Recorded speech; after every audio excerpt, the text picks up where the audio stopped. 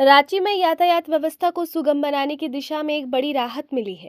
Sirmatoli flyover के नीचे का निर्माण कार्य पूरा होने के बाद अब काटाटोली फ्लाईओवर से सिरमटोली तक वाहनों की आवाजाही सीधे शुरू हो गई है।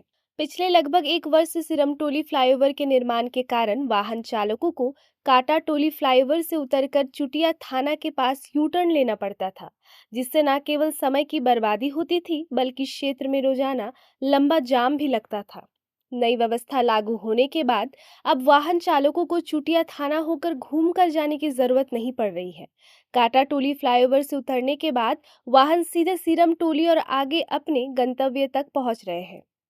इससे ट्रैफिक का दबाव कम हुआ है और लोगों का सफर पहले की तुलना में अधिक तेज और सुविधाजनक हो गया है। स्थानीय निवासियों ने इस बदलाव का स्वागत किया है। वर्तमान में काटाटोली फ्लाईओवर पूरी तरह चालू है, जबकि सिरमटोली फ्लाईओवर का निर्माण अंतिम चरण में है।